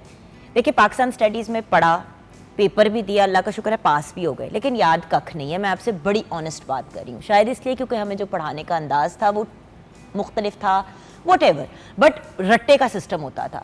कायदे आज़म के 14 पॉइंट्स, ये 14 पॉइंट्स ऑफ कायदे आज़म प्लीज़ समझा दें सर मुझे, और मुझे ये बता दें कि उनका मकसद क्या था और उसमें बयान एग्जैक्टली क्या किया गया था, क्योंकि ये एक चाइल्डहुड की चीज़ है जिस पे अभी तक मेरी जनरेशन को तो कोई क्लैरिटी नहीं है। अच्छा, अल्फाज भी ज़रा मुश्किल थे तो समझ ही नहीं आती थी कि क्या है। अब देखिए, फिर मुश्किल है मेरे लिए भी समझाना। 14 नकात तो जब मैं पढ़ता था तो वो 14 के 14 याद कर लेते थे, रट्टा लगा लेते थे, समझ नहीं आती थी। एग्जैक्टली। अच्छा, जिस स्टेज पे मैं पढ़ता रहा हूँ, फिर पढ़ाया है मैंने, उनमें 2 बातें हैं 14 नुकात में जो समझने की है बच्चों को भी। ठीक है। पहली बात तो ये है कि लखनऊ पैक्ट में कायद आज़म मोहम्मद अली जिन्ना ने बड़ी खूबसूरती से कांग्रेस से, हिंदुओं से ये मनवा लिया कि मुसलमान एक अलहदा कौम है। ठीक है। और ये भी मनवा लिया कि मुस्लिम लीग जो है वो मुसलमानों की नुमाइंदा जमात है। बिल्कुल ठीक फिर है। 1919 का एक्ट आ गया, मॉन्टेगो चेम्सफोर्ड रिफॉर्म्स उसे कहा जाता है। उसमें सूबाई खुद मुख्तारी का तसव्वुर आ गया। अच्छा, सूबाई खुद मुख्तारी का तसव्वुर आ गया, पंजाब, बंगाल, सिंध में यहाँ पर मुस्लिम लीग की हुकूमतें भी बनी, यूनियनिस्ट की बनी। तो उससे क्या हुआ कि ऐसा लगा कि आइंदा आने वाले वक्त में फेडरेशन होगी, वफाकियत होगी। उस वफाकियत में ये सूबे जो होंगे इम्पॉर्टेंट इकाई होंगे, यूनिट्स होंगे। लिहाजा जिन्ना ने 20s में भी यही कोशिश की कि कांग्रेस इस बात पर राज़ी हो जाए कि सूबाई खुद मुख्तारी दी वफाकियत आ जाए और पंजाब और बंगाल में उनको आबादी के तनासब से नुमाइंदगी मिल जाए, और फिर ये कि मुसलमानों को 1/3 नुमाइंदगी मरकज़ में मिल जाए और मुसलमानों को अलहदा वोट देने का हक़ मिल जाए। लेकिन जो वो नेहरू रिपोर्ट मरतब हुई, वो नेहरू रिपोर्ट वो टर्निंग पॉइंट बना जिसमें उन्होंने ना सिर्फ ये कि मुसलमानों को अलहदा कौम मानने से इनकार कर दिया, मुस्लिम लीग को भी मानने से इनकार कर दिया, और वहाँ 1/3 जो रिप्रेजेंटेशन थी उस पर भी उंगलियाँ उठा दी, और पंजाब और बंगाल को आबादी के तनासब से मांगने से वैसे ही इनकार कर दिया। तो गोया ये कि आपको उन्होंने किनारे पे लगा दिया। तब जिन्ना ने, जो कि जिन्ना चाहते थे, सरेंडर कर रहे थे सेपरेट इलेक्टरेट को, चूँकि हिंदू ये कहते थे, कांग्रेस ये कहते थे, असल में ये जो अलहदा वोट देने का हक़ मिला है मुसलमानों को, इससे वो अलहदा कौम बने हैं। हक़ाइक़ इसके बरक्स थे। वो भी पहलू होगा, लेकिन और अवामिल भी थे।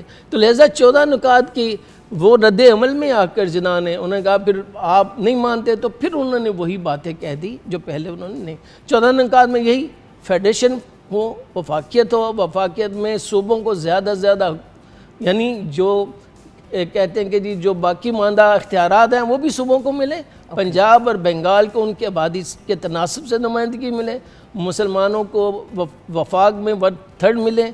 फिर पहली दफ़ा जिना ने मुसलमानों के कल्चर की भी बात की, सही, खुलकर रिलीजन की भी बात की। इससे पहले शायद रिलीजन की खुलकर बात नहीं हुई है। तो ये 14 नुकात की इससे ज़्यादा अहमियत नहीं है।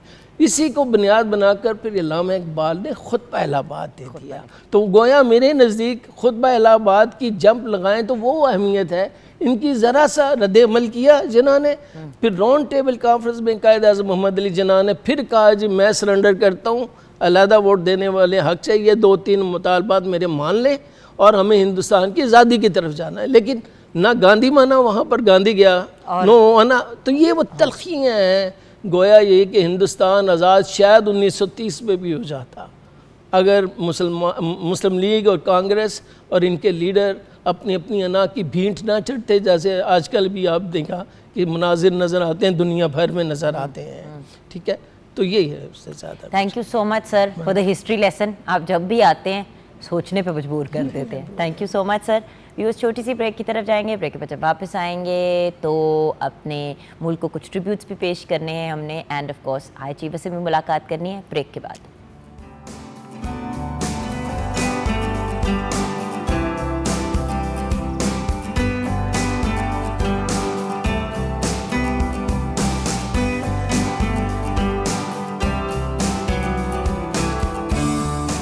बात है द ब्रिलियंट अमीर शौकत अली। अस्सलाम वालेकुम भैया। Thank you. वालेकुम अस्सलाम। कैसी हैं आप? खैरियत से? बिल्कुल ठीक। और अमीर भाई वैसे मैं एक बात कहूँ जी, आपका क्योंकि इतना ज़्यादा डीप कनेक्शन है विद एजुकेशन और बच्चों की तरबियत पे भी आप इतना ज़्यादा फोकस करते हैं अपने म्यूज़िक के साथ साथ, तो आज एक बहुत ही मोटिवेशनल पर्सनालिटी मैंने शो पे बुलाई है। मेरा बड़ा दिल था कि मैं अपने भाई से भी उनकी मुलाकात बहुत कराऊं। खुशी हुई मुझे। मेरी आज मोहम्मद मोहसिन अली हमारे साथ है।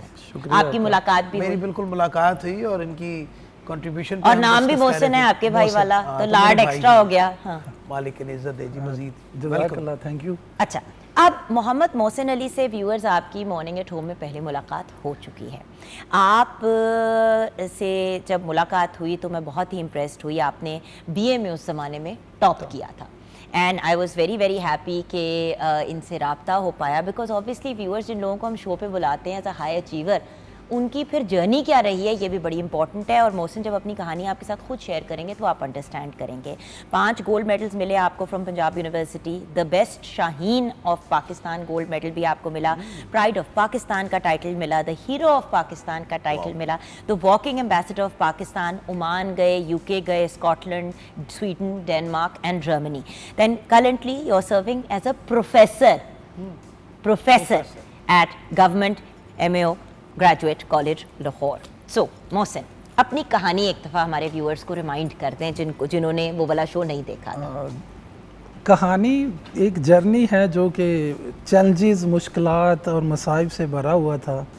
और वो जर्नी जब अचानक जो कि कभी तख़य्युल में जो आप सोच रहे थे वो हकीकत में बदल जाए, तो उन खुशियों को या उस सफ़र को वर्ड्स में, अल्फाज में सम अप करना बड़ा डिफ़िकल्ट है। कि एक मेहनत कश, एक मज़दूरी से जिसने मज़दूर घराने में आंख खोली हो और मैं खुद भी मज़दूरी करता हो, 6ठी 7वीं से मैंने ये काम शुरू किया, दिन रात काम, लेकिन अल्लाह ताला ने साथ वो मेहनत और तालीम की तरफ लाना था, क्योंकि उन हालात को बदलने के लिए तालीम एक बेहतरीन वेपन था, टूल था। लेकिन मोहसिन आजकल की दुनिया और लाहौर के साथ वो जर्नी को, सफ़र को अपने अंदर जलाता हुआ मुझे लाहौर लाया और लाहौर में यहाँ पे काम किया तंदूर पे, और उस तंदूर के साथ आज MAO कॉलेज है और जहाँ पे वो आज मैं प्रोफेसर की जॉब कर रहा हूँ। तो ये एक अल्फाज में मेरे ख्याल में किसी को बताने में भी कोई यकीन नहीं कर रहा कि it is an incredible journey. ये देखिए ना, ये मोमेंट जब इनकी वालदा ने इनका माथा चूमा था जब BA की न्यूज़ आई थी। व्यूअर्स, आप वो तस्वीर भी देखें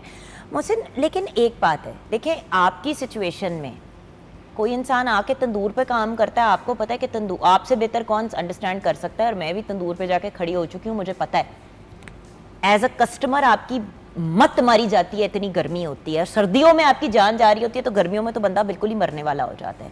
तो उसके साथ साथ तालीम को कंटिन्यू करना, देखिए ये तो नहीं था ना कि आप किसी कॉलेज में या किसी यूनिवर्सिटी में कोई सिक्योरिटी की जॉब करें, कोई इस टाइप, मतलब ये एक बहुत मतलब toughest of the tough job थी। देखिए उस जैसे वक्त ये नहीं सोचते थे कि यार ये मैं किधर फंस गया हूँ? सोचें तो ज़ाहिर आती है, नेचुरल है, बहुत डिप्रेशन, एंग्जाइटी, रेस्टलेसनेस देखी, इंसोम्निया देखा, और उसमें कमज़ोरी भी हुई। आप मेरी पुरानी तस्वीरें देखें। नहीं, मैं इसीलिए 2 सेकंड लगे पहचानने में, मैंने कहा ये वही वाले मोहसिन है। तो बिल्कुल वो देखो ना साडा सिंगल पसली मुंडा। हाँ। तो इसमें वो जो आप पहले हम बात कर रहे हैं तो कि इंसान ने हमेशा जंग लड़नी होती है। तो एक अंदर ख़ज़ां का मौसम था, भूख का मौसम था, शिद्दत का मौसम था, और एक बाहर सूरज की हद्दत थी और वो जो हालात की हद्दत और मुश्किलात थी उनसे। तो इन दोनों के साथ लड़ना इंसानियत यही है और ज़िंदगी भी यही है। लेकिन आप के अंदर जो बुल है, जिसको आप ज़्यादा फीड करेंगे वही आखिर को डोमिनेट करेगा। जिसको आप नर्चर ज़्यादा करेंगे, ऑक्सीजन ज़्यादा देंगे, ग़ज़ा ज़्यादा देंगे। तो चूँकि अंदर तो ऑलरेडी भूख थी, शिद्दत थी, और उसको बाहर भी शिद्दत थी, लेकिन बाहर की शिद्दत को हराने के लिए अंदर से मजबूती ज़रूरी थी। तो इसलिए वो अल्लाह ताला ने उस मजबूती का, मेरे पास जो सोर्स था वो एजुकेशन था। तो वो जो जितनी भी शिद्दत थी उसको मैंने एनर्जी में सम अप कंज्यूम किया या आउटलेट दिया उसको, और वो जितनी भी एनर्जी थी उसको ट्रांसफॉर्म किया, चेंज किया और एजुकेशन की तरफ ले आया। लेकिन अमीर भाई आपसे और आपसे, क्योंकि आप भी स्टूडेंट्स के साथ बहुत डील करते हैं, आजकल ये वाली बहुत ज़्यादा बात एक वायरल हुई हुई है और ये वेस्ट में भी बात हो रही है कि भाई डिग्रीज़ की ज़रूरत नहीं होती, स्कूल जाना ज़रूरी नहीं है, कॉलेज तो बिल्कुल भी जाना ज़रूरी नहीं है, आप अगर आपके पास कोई टैलेंट है तो बस आप उस टैलेंट को आगे ले, इसके बारे में आप क्या कहेंगे? मैं हमेशा से जो हमारे बुज़ुर्गों ने हमें सिखाया है कि स्कूल जब तक आप नहीं जाते, आपको उठने बैठने की, बात करने की जो प्रिंसिपल है, जो वैल्यूज़ हैं, जो तमीज़ है, इंस्टीट्यूट का होना बहुत ज़रूरी है। घर पे आपका माहौल डिफरेंट होता है, ये एक इंस्टीट्यूट होता है। मैं because I belong to a Punjabi family, तो घर पे सारे पंजाबी बोलते थे। तो ये जो उर्दू ज़ुबान पे आई या उर्दू बोलने की तमीज़ आई, तो भाई it was the institute which have given me. Institute का बहुत अमल है आपकी ज़िंदगी में। देखिए इतने बड़े स्टार के, एक लेजेंड के बेटे आप, क्या ज़रूरत थी? लेकिन बैठे रहते घर पे, लेकिन बहुत जरूरी, म्यूजिक को बाद में परसू कर लेते। बहुत से घरानों में ये सिलसिला नहीं होता था। अब घरानों में ये सिलसिला आया कि बच्चों को प्रॉपर एजुकेशन देनी है। मुझे याद है जब इमरान भाई was in government college Lahore university, तो अब्बास नजमी साहब होते थे, एक हमारे प्रोफेसर भी थे, and he used to do a programs for PTV. तो उन्होंने अब्बास से कहा कि शौकत साहब मैं ना इमरान नू लैंड लगा अपने प्रोग्राम च, तो अब्बू रिफ्यूज्ड, शौकत अली साहब रिफ्यूज़। उन्होंने कहा जब तक इसकी ग्रेजुएशन, मिनिमम ग्रेजुएशन नहीं कंप्लीट होगी तब तक ये टीवी पे नहीं आएगा। ऐसा ही हुआ। The day he completed his graduation then he jumped into the music industry. यही हमारे साथ था कि जब तक अपनी एटलीस्ट जो आपका ग्रेजुएशन या मास्टर्स डिग्री है ये कंप्लीट होने के बाद आप अगर आते, ये बहुत ज़रूरी है। देखो मोहसिन वही वाली बात है ना, नो नॉलेज विदाउट कॉलेज, जो कि फेमस कोटेशन कही जाती है। और इंस्टीट्यूशन में आज भी मैं क्लास में यही बात कर रहा हूँ, तो इंस्टीट्यूशंस आपको ग्रेड्स, मार्क्स की या डिग्रीज़ की आपके लिए जो है ना वो नहीं करता, वो आपको नर्चर करता है डिफरेंट एक्सपीरियंसेस को, टीचर्स के, आपके क्लास फेलोज़ के।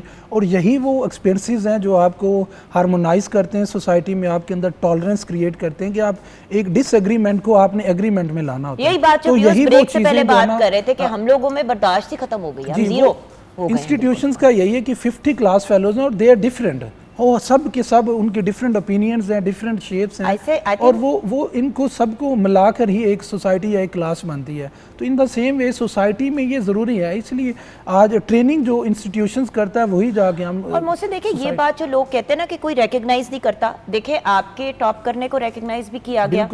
आपको उस वक्त आई थिंक हमारे प्राइम मिनिस्टर साहब, उस वक्त सीएम साहब थे, सीएम साहब थे, मेरे गाँव गए थे हेलीकॉप्टर पे, जहाँ पे कोई जी जहाँ पे मैं समझता हूँ कोई रिश्तेदार नहीं आता था, लेकिन वहाँ पे सीएम साहब आए और उन्होंने आके कंग्रेचुलेट किया नाउ आवर प्राइम मिनिस्टर साहब। बट देखो ना, अब मियां साहब की भी एक सबसे बड़ी बात यह है कि he is very pro education. Laptop scheme आपने शुरू की, बिजनेस लोन्स आपने शुरू, इतने बड़े बड़े इनिशिएटिव्स मियां शहबाज शरीफ साहब ने as CM then as prime minister also लिए।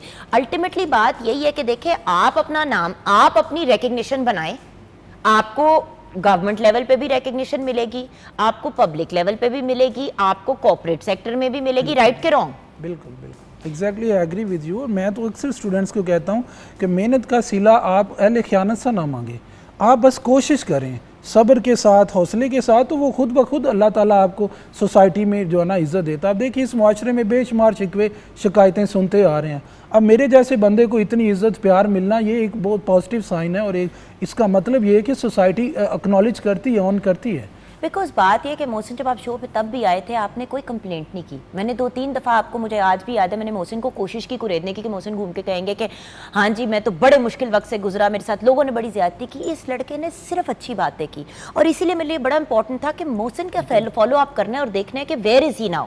हम अगर हाई अचीवर्स की बात कर रहे हैं 14 अगस्त तक और हम ट्रिब्यूट्स पेश कर रहे हैं, तो उन अचीवर्स को ट्रिब्यूट पेश करते हैं ना जिन्होंने हालात जो भी थे ये प्रूव किया कि पेशेंस के साथ, फोकस के साथ, हार्ड वर्क के साथ आप कुछ भी कर सकते हैं। ब्रेक के बाद वापस आएंगे, आप हमारे साथ रहिएगा।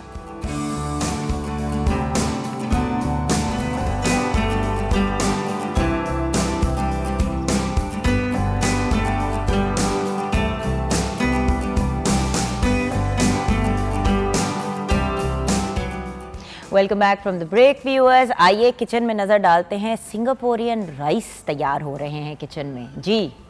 सिंगापुरियन राइस ये एक डिश असेंबल हो चुकी है। इसके लिए आपको बताया ये तो मैंने किचन में आके की थी। जी बिल्कुल आपने किया है। दूसरी अभी हम कर रहे हैं। राइस की एक लेयर है और उसके ऊपर हमने जो नूडल्स अपने रेडी किए थे विद वेजिटेबल्स ये हमने लगा दिए। एंड देन इसके ऊपर जो है वो अब हम चिकन को इस तरीके से ऊपर टॉप पे, आपको पता चिकन ज़रा अच्छा लगेगा, और उसके साथ ये सॉस है, अगेन हम इसको ये डाल देंगे और डेकोरेट कर दें। मैं गुड टू गो।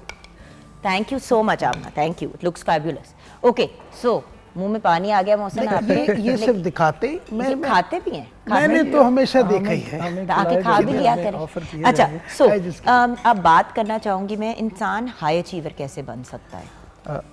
उसमें सबसे पहले जो मैं कहूँगा कि वो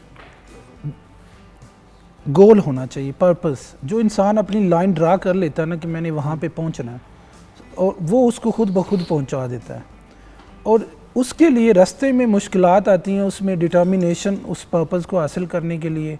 दूसरा, डी ट्रैक नहीं होना चाहिए, ट्रांसग्रेस नहीं होना चाहिए, hyper focused I would like to say कि उसको रहना चाहिए। और वो रहता भी है जब वो अपना मकसद बना लेता है, क्योंकि it is all about purpose जो आपको हाई अचीवर बनाता है, किसी डेस्टिनेशन पे पहुंचाता है। मैं पंजाबी का यहाँ पे अक्सर शेर कहता हूँ, मैं कहना चाहूँगा कि बेहिम्मते ने ਜਿਹੜੇ बह के शिकवा करन मुकदरां दा, उगण वाले उग पैंदे ने सीना पाड़ के पत्थरां दा, ते मंजिल दे मथे उत्ते तख्ती लगदी उन्हां दी, ਜਿਹੜੇ घरों बना के टुरदे नक्शा अपने सफ़रां दा। तो हाई अचीवर, कामयाब इंसान वही होता है जो अपनी मंजिल पे पहुंचता है, अपने मकसद होता है।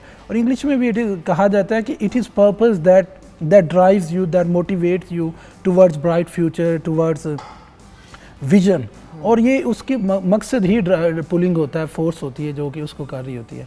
और दूसरा, इसमें मैं कहता हूँ कि जो रेजिलियंस के साथ साथ आपके अंदर पेशेंस होनी चाहिए, थैंकफुलनेस होनी चाहिए, पेशेंस, मैराथन पेशेंस, या उर्दू में मैं कहूँगा फास्ट फॉरवर्ड पे कुछ नहीं होता। जी बिल्कुल, आपको गाँव से आना पड़ा, आपने उस पे काम किया, तंदूर पे आपने वो अपना टाइम पूरा किया, आपने पढ़ाई भी साथ में की, और आपने सिर्फ ये नहीं किया, आप टॉपर थे। बिल्कुल जी।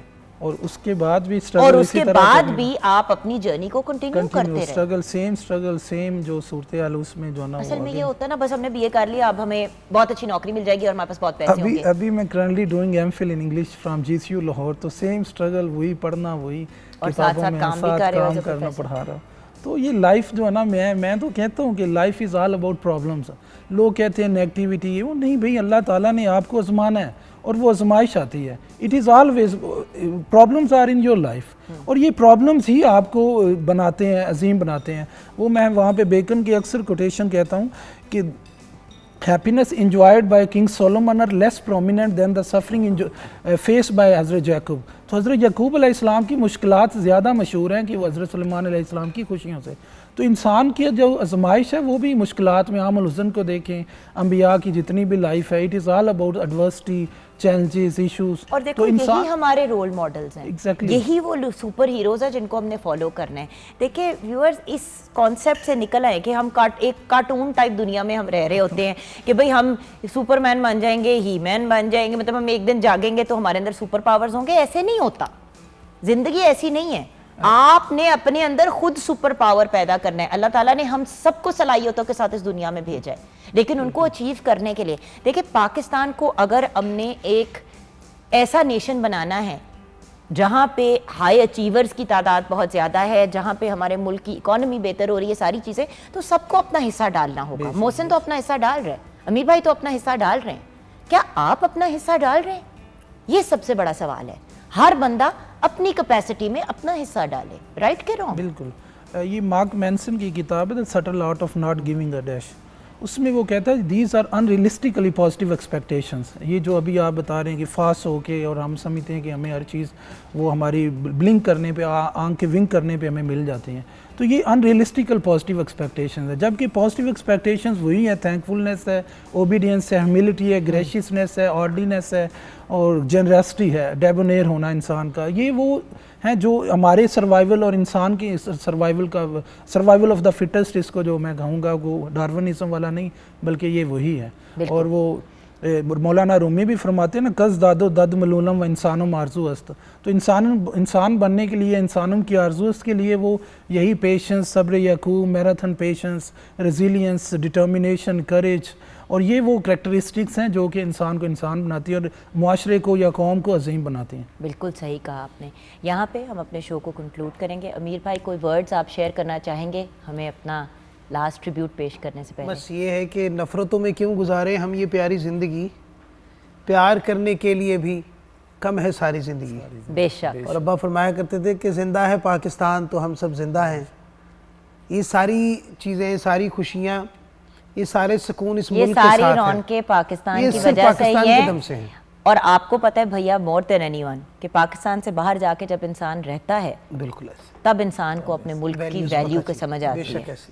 यहाँ पे हम इज्जत से अच्छे तरीके से ज़िंदगी गुजार रहे हैं, और हम अपनी वहाँ पे भी तो जाके आपने बाहर भाग दौड़ करनी ही होती है ना।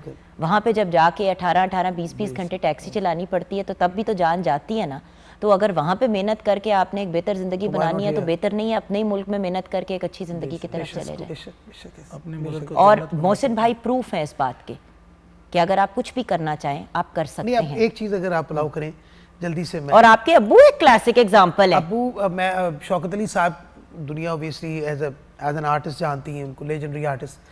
उनकी एक इंटरव्यू भी पढ़ा हुआ नेट पे, जल्दी से I will go for it, कि एजुकेशन ले रहे हैं, क्लास 4th के स्टूडेंट हैं, और फीस देने के पैसे नहीं है MB हाई स्कूल में मलकवाल। आप बिलीव, उनका इंटरव्यू है, वो फरमाते हैं कि छुट्टी ली मैंने एक दिन की दरख्वास्त दे के, घर जाके चने ख़रीदे थोड़े से और उनको बॉइल्ड करके और उनको बेचा अपनी ही क्लास के आगे जिस दिन छुट्टी की, और अगले दिन मैंने फीस दे के दोबारा एडमिशन लिया स्कूल में। तो एजुकेशन नहीं छोड़नी, करना चाहें मेहनत तो कुछ भी हो सकता है। हम तीनों ही एक्चुअली एक क्लासिक एग्जांपल है सिचुएशन का। मैं खुद भी मतलब बाथरूम साफ करती थी मैं यूनिवर्सिटी में। लोग अक्सर इस बात पे हंसते हैं, कहते हैं तुम्हारे तो नेल्स हर वक्त परफेक्ट होते हैं। जी इतने इतने नन्हे नन्हे नेल्स होते थे, और कॉन्स्टेंटली मैं वो जो नेल साफ़ करने वाला ब्रश है उससे अपने नेल साफ़ करती रहती थी, क्योंकि मुझे पैरानोया होता था कि मेरे हाथ गंदे, और उस ज़माने में मेरे पूरे हाथों पे ज़ख़म बने हुए होते थे, क्योंकि ऑब्वियसली जब आप बाथरूम साफ़ करते हो, केमिकल्स इस्तेमाल करते हो, सारा कुछ करते हो, तो मेरी जॉब थी सफाई वाली की, और मैंने वो की क्योंकि मैंने अपनी यूनिवर्सिटी की फ़ीस देनी थी। तो व्यूअर्स, हम सब कर सकते हैं। काम करने में हमें शर्म नहीं आनी चाहिए, हाथ फैलाने में शर्म आनी चाहिए। और यहाँ पे हमें शो को कंक्लूड करना है। इंशाल्लाह नेक्स्ट टाइम फिर आपको मोहसिन भाई तंग करेंगे, और आपसे अमीर भाई कुछ सुनते हुए शो को क्लोज करेंगे।